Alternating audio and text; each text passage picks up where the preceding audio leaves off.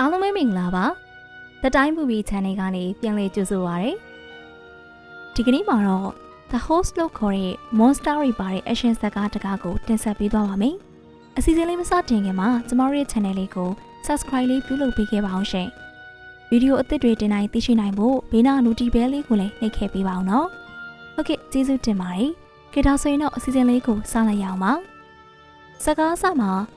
မြေအောက်ရေခဲတိုင်းလိုနေရာတစ်ခုမှာရေကာဗေဒပညာရှင်တယောက်ဟာဒီခန်းရဲ့တန်ရှင်းရေးနဲ့ပတ်သက်ပြီးပြောဆိုနေပါတယ်။သူကတောင်ရှိသူကိုဓာတုပစ္စည်းတွေဟာဖုံးတက်နေပြီဖြစ်တာကြောင့်အဲ့ဓာတွေကိုတွန်းပစ်လိုက်ဖို့ပြောနေပါတယ်။အဲ့ဒီသူကသူ့ကိုအံ့ဩတကြီးကြည့်လိုက်ပြီ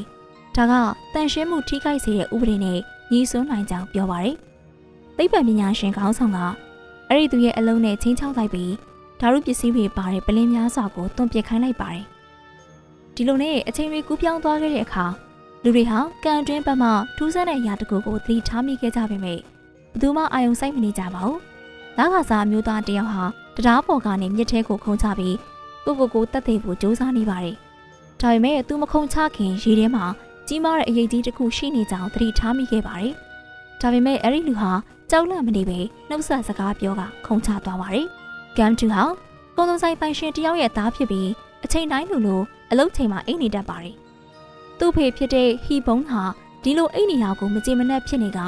သူ့ကိုထပြီးဈေးဝယ်သူတွေကိုကြည့်ရှုဖို့ပြောပါတယ်။ဂမ်တူဟာငပြင်းတယောက်ဖြစ်ပြီးအသုံးမချပေမဲ့သူ့သမီးကိုတော့အယမ်းချစ်ပါတယ်။သူ့သမီးကသူ့ပေါ်အထင်မကြီးရင်တော့သူကတော့သူ့သမီးကိုချစ်ပါတယ်။သူတို့ဟာ TV အတူကြည့်ကြပြီးဂမ်တူရဲ့အမဖြစ်တဲ့နမ်ဂျူကိုအားပေးနေကြပါတယ်။နမ်ဂျူဟာနိုင်ငံ့လက်ရွေးစင်မြားပစ်ချန်ပီယံတယောက်ဖြစ်ပြီးအမျိုးသားမြားပစ်ပြိုင်ပွဲမှာပထမနေရာအတွက်ရှင်ပြိုင်နေရဖြစ်ပါတယ်။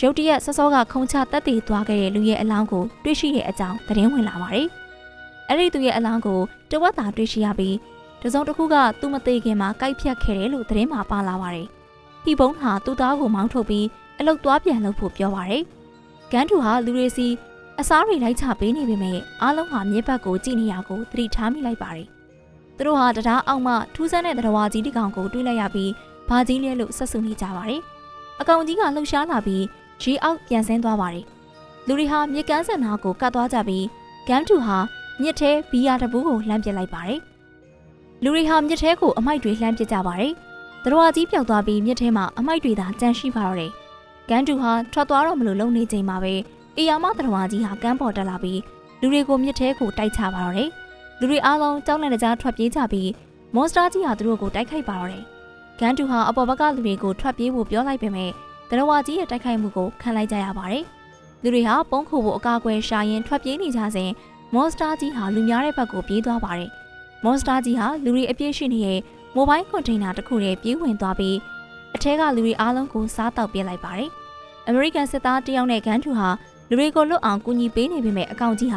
ာအခန်းထဲမှာပြန်ထွက်လာခဲ့ပါတယ်။သူတို့ဟာသတ္တဝါကြီးနောက်ကိုလိုက်ပြီး၎င်းဖျက်ဆီးမှုတွေလုပ်နေရကိုရပ်တန့်မှုစ조사ပေမဲ့အကောင်ကြီးကြောင့်စစ်သားဟာတရားရရှိသွားပြီးတိတ်မလို့ဖြစ်နေပါတယ်။ဂန်တူဟာအကောင်ကြီးရဲ့အမိကိုရိုက်လိုက်ပြီးအဲ့ဒီသူကိုကယ်ဖို့စ조사ပေမဲ့သတ္တဝါကြီးပြန်လှည့်လာတဲ့အတွက်ဂန်တူဟာအမြတ်ပြန်ထွက်ပြေးခဲ့ရပါတယ်။အဲ့ဒီချိန်ဟွန်ဟာ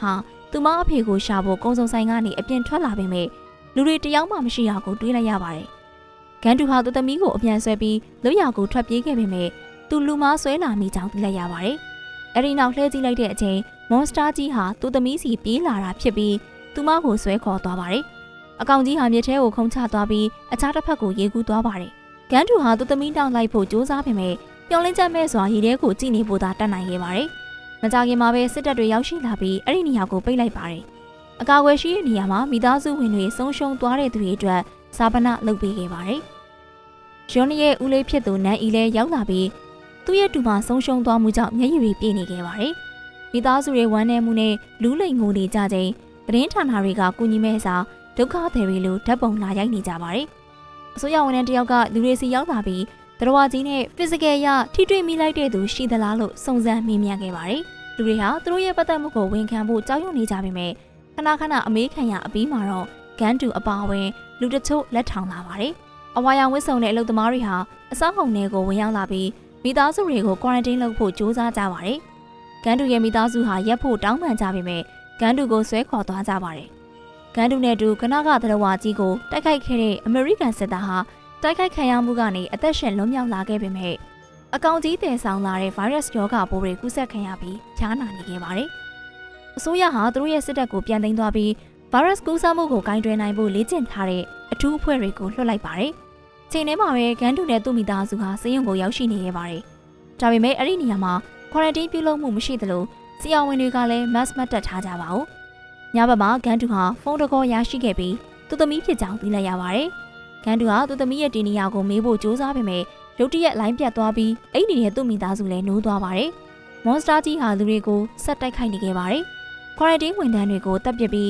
၎င်းတွေရဲ့ရေဆိုးမြောင်းတွေကိုယူလာကနောက်မှစားမယ့်အစာလိုသိမ်းထားပါတယ်။ဟွန်ဟာအထဲမှာရေမြောင်းတစ်ခုထဲကနေခိုးထွက်လာပြီးအကောင်ကြီးယူလာတဲ့လူကိုစစ်ကြည့်ခဲ့ပါတယ်။အဲ့ဒီသူဟာရေမုန်းမှုကြောင့်သေဆုံးသွားပါတယ်။ဟွန်ဟာဖုန်းတစ်လုံးကိုတွေးခဲ့ပေမဲ့ရေတွေဝင်နေရကြောင်းအလုံးမလုံးနိုင်တော့ပါဘူး။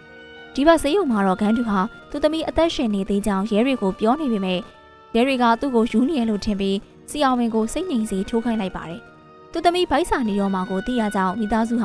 ာဆေးရုံကနေခိုးထွက်ဖို့ကြိုးစားပေမဲ့ဂန်းတူရဲ့သပင်အဝါကြောင့်သတိထားမိသွားကြပါတယ်။သူတို့ဟာဓလေကားစီပြေးဝင်လိုက်ကြပြီးကားပါကင်မြေအောက်ထပ်ကိုထွက်ပြေးကြပါတယ်။မြေအောက်ထပ်ရောက်တဲ့အခါဂန်စတာတွေမောင်းတဲ့ကားတစ်စီးကသူတို့ကိုခေါ်သွားခဲ့ပါတယ်။မိသားစုဟာရဲတွေကိုမျက်ခြေဖြတ်ပြီးဆေးရုံကနေထွက်ပြေးနိုင်ခဲ့ပါတယ်။ထွက်ပြေးအပြီးမှာတော့ဂန်စတာတွေကသူတို့ကိုကယ်ခဲ့ရတဲ့အတွက်ပတ်စံတောင်းခဲ့ပါတယ်။ဒီပုံးနဲ့ရွေးချယ်စရာမရှိဘဲအကျွေးကပ်အပါဝင်သူသိမ်းထားသမျှအရာအားလုံးပေးလိုက်ရပါတယ်။သူတို့ဟာရဲရဲ့စစ်ဆေးရဲ့နေရာကိုရောက်တဲ့အခါဖြတ်တန်းသွားဖို့လုပ်ပေမဲ့ရဲမှုကသူတို့ကိုစေယုံဟာထွက်ပြေးသွားတဲ့အဖွဲ့မှန်သတိထားမိခဲ့ပါတယ်။ရွေးချယ်စရာမရှိရကြောင်းဟီပုံးဟာသူတို့မှကျန်တဲ့ပတ်စံနဲ့လက်ထိုးလိုက်ရပါတယ်။အထဲကိုရောက်တဲ့အခါမိသားစုဟာဟောင်းကိုရှာဖို့သူတို့ကိုပေးထားတဲ့မြေပုံမှာတွေ့ရသမျှရေမြောင်းတိုင်းမှာရှာခဲ့ပါတယ်။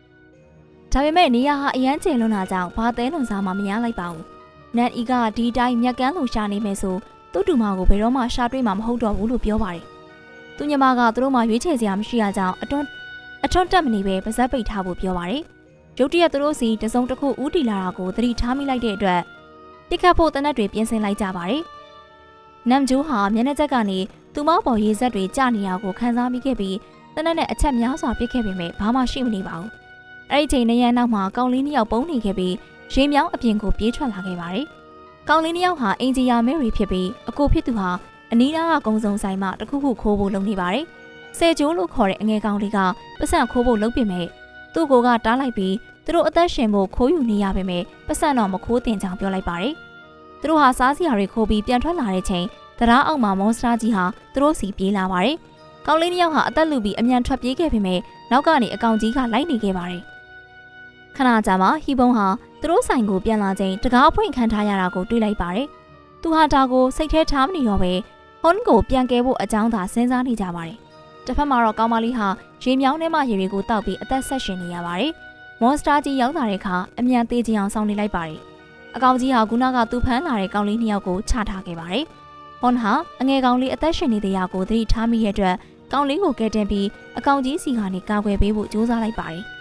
ဂန်တူဟာသူတို့ဆိုင်ရှိမှာအကောင်ကြီးရှိနေရာကိုသတိထားမိခဲ့ပြီးမွန်စတာကြီးကိုတရက်နဲ့ပစ်ခဲ့ပေမဲ့လွဲသွားခဲ့ပါတယ်။အကောင်ကြီးဟာသူတို့နေရာကိုမှောက်ပစ်လိုက်ပေမဲ့ဟီပုံးဟာတရက်နဲ့ဆက်ပစ်ခဲ့ပါတယ်။မွန်စတာကြီးရက်သွားလို့အပြင်ထွက်ကြည့်လိုက်တဲ့အခါအကောင်ကြီးဟာတရက်မှန်ပြီးမြေပြင်မှာလဲနေပါတယ်။နန်အီဟာအကောင်ကြီးကိုတရက်နဲ့ထပ်ပစ်လိုက်တာကြောင့်၎င်းဟာမြစ်ဘက်ကိုပြန်ပြေးသွားပါတယ်။မိသားစုဟာနောက်ကလိုက်ပြီးတရက်နဲ့ပြစ်ပေမဲ့ကြီးစံကုံသွားခဲ့ပြီးအကောင်ကြီးကလည်းရေထဲဆင်းပြေးသွားပါတယ်။ဂန်တူဟာသူ့ဖေကိုနောက်ဆုံးချန်နဲ့ကြီးပေးလိုက်ပါတယ်။အကောင်ကြီးဟာသူတို့စီရေကူးပြီးပြန်လာတဲ့ချိန်နမ်ဂျိုးဟာသူ့မမြားနဲ့ပြစ်လိုက်ပါတယ်။မွန်စတာကြီးဟာလူကြီးစီပြေးလာချိန်တနက်နဲ့ပြစ်ဖို့လုပ်ပေမဲ့ဂန်တူဟာအတွက်ချက်မှားသွားခဲ့ပြီးတနက်ထဲမှာကြီးကုန်နေပြီဖြစ်ပါတယ်။ဟီပုံးဟာနောက်လှည့်ပြီးသူ့မိသားစုကိုပြေးဖို့ပြောလိုက်ပါတယ်။မွန်စတာကြီးဟာဟီပုံးကိုခြေထောက်ကဆွဲကမြေပြင်နဲ့ကန်ရိုက်ပြီးတပ်ပစ်လိုက်ပါတယ်။ဂန်တူဟာသူ့ဖေရဲ့အလောင်းစီပြေးသွားပြီးနာကျင်စွာငိုနေခဲ့ပါတယ်။ဒါပေမဲ့ခုနကတနက်ပြစ်တံတွေကိုရဲတွေကြားပြီးရောက်လာတာကြောင့်သူတို့ကြာမနေလိုက်ရပါဘူး။ဂန်တူဟာသူ့ညီနဲ့ညီမကိုတွားတော့ဖို့ပြောပြီးသူ့ဖေကိုသတင်းစာနဲ့အုပ်ပေးခဲ့ပါတယ်။သူလည်းထွက်ပြေးဖို့လုပ်ပေမဲ့ရဲတွေဖမ်းတာခံလိုက်ရပါတယ်။ညဘက်မှာတော့နန်အီဟာအကူအညီတောင်းဖို့သူ့တငယ်ချင်းစီသွားခဲ့ပါတယ်။သူတို့ဟာရုံးထဲကိုခိုးဝင်ပြီးဟွန်နောက်ဆုံးဖုန်းခေါ်ခဲ့တဲ့ဒီနီယာကိုစုံစမ်းခဲ့ပါတယ်။သူတို့ဟာဒီနီယာကိုရှာတွေ့ခဲ့ပေမဲ့သူ့တငယ်ချင်းဟာပတ်စံအတွက်တစ္ဆာဖောက်ပြီးရဲကိုအကြောင်းကြားလိုက်ပါတယ်။နန်အီဟာသူ့နောက်ကိုလိုက်လာတဲ့သူတွေကိုတွေ့တဲ့အခါမိဘကိုပိတ်ပစ်လိုက်ပြီးထွက်ပြေးခဲ့က ဟိုလူတွေကိုအထဲမှာတော့ခတ်ခဲ့ပါတယ်အဆောင်အုံတွေကထွက်ပြေးခဲ့ပေမဲ့ဂျယ်ရီသူ့နောက်လိုက်လာတာကိုလည်းတွေ့လိုက်ရပါတယ်သူဟာတရားအောက်ကိုခုန်ချသွားပြီးအဖမ်းခံရမှုကနေထွက်ပြေးခဲ့ပါတယ်သူပြုတ်ကျပြီးသတိမမေ့ခင်နန်ကျိုးစီဟောနီရဲ့တင်နီယာကိုစာပို့ပေးခဲ့ပါတယ်နန်အီရဲ့စာကိုတွေ့ရတဲ့သူမဟာသူမတူမရှိနေတဲ့ရေမြောင်းစီပြေးသွားခဲ့ပါတယ်သူမဟာတရားအောက်ကနေအဝင်ပေါက်စီသွားနေစဉ်ဂမ်တူကိုဖုန်းခေါ်ပြီးသူမတင်နီယာကိုပြောလိုက်ပါတယ်ရုတ်တရက်မွန်စတာကြီးဟာသူမစီပြေးလာတာကြောင့်မြားနဲ့ပြစ်ဖို့လုပ်ပေမဲ့အကောင်ကြီးနဲ့ဝင်တိုက်မိပြီးမြောင်းကြားထဲကျသွားပါတယ်သူသမီးရဲ့တင်နီယာကိုရပြီးတာနဲ့ဂမ်တူဟာစိတ်ယုံကနေထွက်ပြေးဖို့လုပ်ပေမဲ့ဆရာဝန်များရဲ့တားဆီးရာကိုခံလိုက်ရပြီးစမ်းသပ်ခံလိုက်ရပါတယ်သူဒေသနာခေါင်းဆောင်ကဗိုင်းရပ်စ်မရှိကြောင်းတွေ့ရှိခဲ့ပြီးအစိုးရကမွန်စတာကြီးရဲ့ဇင်းမြစ်ကနေလူတွေကိုအာရုံပြောင်းဖို့ဒါကိုအသုံးပြုဖို့လုပ်ပါတယ်ဂမ်တူဟာသူ့ကိုနှုတ်ပိတ်မဲ့ကိစ္စကိုကြားလိုက်ရပါတယ်တစ်ဖက်မှာဟွန်ဟာသူတို့အပြင်ပြန်ရောက်ရင်ဘာရီစားကြမယ်ဆိုတာကိုစဉ်းစားကြည့်ကြမယ်ဆိုပြီးကောင်းလေးကိုချော်နေပါတယ်သူဟာအဝတ်တွေကိုချီပြီးကျိုးဝေလှုပ်ထားကရဲတုပ်တစ်ချောင်းကိုအဆုံးမှာချီလိုက်ပါတယ်သူမဟာဒုတ်ကိုအပေါ်ကိုပြစ်တင်ပြီးကျိုးလီကားလုပ်ဖို့ကြိုးစားလိုက်ပါတယ်သူတို့ထွက်မပြေးရသေးခင်အကောင်ကြီးပြန်ရောက်လာတာကြောင့်ပုံနေလိုက်ကြရပါတယ်အကောင်ကြီးဟာသူစားထားတဲ့သူတွေရဲ့အယိုးတွေကိုပြန်အန်ထုတ်နေရကိုတွေ့ပြီးယွန်းသွားကြပါတယ်မွန်စတာကြီးဟာကလေးနှစ်ယောက်ကိုသတိထားမိသွားတဲ့အတွက်ဖမ်းဖို့ကြိုးစားခဲ့ပေမဲ့နေရန်ကြားတဲ့ကိုဝင်လို့မရဘူးဖြစ်နေပါတယ်အချိန်ထဲမှာပဲဂန်တူဟာစီအောင်မင်းတယောက်ကိုတစားကန်လုပ်ပြီးအပြင်ကိုထွက်ပြေးခဲ့ပါတယ်သူဟာတစားကန်ကိုတပ်ပစ်မယ်လို့ချင်းချောက်ပြီးကားတစ်စီးယူကသူ့သမီးတီနီယာကိုအမြန်သွားခဲ့ပါတယ်နန်အီနိုးလာတဲ့အခါသူ့ကိုအင်ဂျီယာမဲတယောက်ကကဲထားပြီးသူ့တူမကိုကဲဖို့အတွက်အကူအညီပေးခဲ့ပါတယ်သူတို့ဟာအရက်ပလင်းတွေကိုသုံးပြီးဓာတ်ဆီပုံးတွေဖြစ်အောင်ပြုလုပ်ခဲ့ကမွန်စတာကြီးနဲ့တိုက်ခိုက်ရန်စီစဉ်ခဲ့ပါတယ်ဟွန်နိုးလာတဲ့ချိန်ကောင်လေးဟာဖျားနေရကိုသတိထားမိသွားပါတယ်သူမဟာအပြင်ကိုချောင်းကြည့်လိုက်တဲ့အခါသတော်ဝါကြီးအိတ်နေတဲ့အတွက်ကျိုးကနေထွက်ပြေးဖို့လုပ်ပေမဲ့တားရဲကြီးကသူ့ခါးကိုပတ်ထားပြီးကျမ်းပေါ်ပြန်ချလိုက်ပါတယ်သူမဟာကောင်လေးပြင်ရောက်နေရကိုတွေးလိုက်ပြီးခလေးကိုကဲရန်ပြန်ပြေးသွားချိန်သူတို့နောက်မှအကောင်ကြီးကပြေးလိုက်ခဲ့ပါတယ်ကန်တူဟာအတိုက်ကိုတွေးတဲ့ချိန်အယိုးတွေကိုသာတွေ့ပြီးသူ့သမီးကိုမတွေ့ရလိုက်ပါဘူးရုတ်တရက်အပေါ်ကနေအကောင်ကြီးဖြတ်သွားတဲ့ချိန်ပါဇက်မသူ့သမီးရဲ့လက်ထွက်နေရကိုတွေးလိုက်ရပါတယ်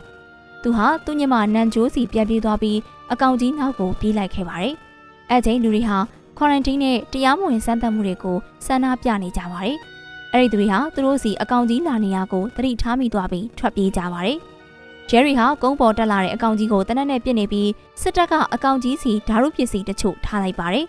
သူတို့ဟာတန်းငွေတွေမှုတ်ထုတ်လိုက်ပြီးအကောင်ကြီးကိုနာကျင်အောင်ပြုလုပ်ပါတယ်ဂန်တူဟာတားရဲကြီးရဲ့ပါဇက်ထဲကနေသူ့သမီးကိုဆွဲထုတ်ဖို့ကြိုးစားပါတယ်သူဟာကလေးလေးကိုဖတ်ထားတဲ့သူ့သမီးကိုဆွဲထုတ်နိုင်ခဲ့ပေမဲ့ကောင်မလေးဟာတေဆုံးနေပြီဖြစ်ပါတယ်ဂန်တူဟာသူမသမီးကိုမိသားစုရှိတဲသွားခဲ့ပါတယ်သူဟာသူ့သမီးတေဆုံးမှုကိုလက်စားချေဖို့ဆုံးဖြတ်လိုက်ပြီးအကောင်ကြီးကိုတပ်ထုချောင်းတစ်ခုနဲ့တိုက်ခိုက်ပါတယ်နန်အီဟာဓာတ်စီပုံတွေနဲ့လိုက်ပစ်ပင်မဲ့ဓာတ်ရိုက်မထိဘူးဖြစ်နေပါတယ်အင်ဂျင်ယာမဲလူကြီးဟာအကောင်ကြီးရဲ့ဘော်ကိုရောက်တဲ့အခါဓာတ်စီပုံးလိုက်လောင်းချပေးလိုက်ပါတယ်နန်ဂျူဟာသူမမြားထိတ်မှမီးစာတက်ပြီးအကောင်ကြီးစီပြစ်လိုက်ပါတယ်တားရဲကြီးဟာရေထဲပြန်ဆင်းပြေးဖို့လုပ်ပင်မဲ့ဂန်ထူဟာမသေးမချင်းထိုးတက်ပေးလိုက်ပါတယ်အကောင်ကြီးဟာလဲကျသွားပြီးမီးလောင်ကသေဆုံးသွားပါတယ်ဂန်ထူဟာသူ့သမီးကောက်ွယ်ပေးခဲ့တဲ့ကလေးလေးဟာအသက်ရှင်နေတဲ့ရာကိုတွေးလိုက်ရတဲ့အတွက်ကောင်လေးကိုဘေးလွတ်ရာစီတဲသွားလိုက်ပါတယ်ဒီလိုနဲ့အဖြစ်အပျက်တွေပြီးသွားတဲ့အခါဂန်ထူဟာကောင်လေးကိုသူ့သားအဖြစ်မွေးစားလိုက်ပြီးအစိုးရရဲ့လုပ်ရက်ပေါ်အပြစ်ရှာတဲ့တဲ့တစ်ခုကိုကြည့်ရင်ညစာစားနေကြပါတယ်သူတို့ဟာမြေဘေးကကုန်းစုံဆိုင်မှာပဲဆက်နေခဲ့ကြပြီးနှင်းတွေကျလာတာကိုကြည့်ရင်စကားပြီးသွားပါတယ်ဒီစကားနဲ့ပတ်သက်ပြီးတော့လည်းဘလို့ထင်မြင်တယ်လဲဆိုတာကိုဖြည့်ပေးသွားကြပါအောင်နော်ဗီဒီယိုလေးကို like ပေးပြီး channel ကို subscribe လုပ်ပေးသွားကြပါအောင်ရှင်ကြည့်ရှုပေးမှုအတွက်အထူးကျေးဇူးတင်ပါတယ်နောက်မှပြန်တွေ့ပါမယ်အားလုံးပဲ bye bye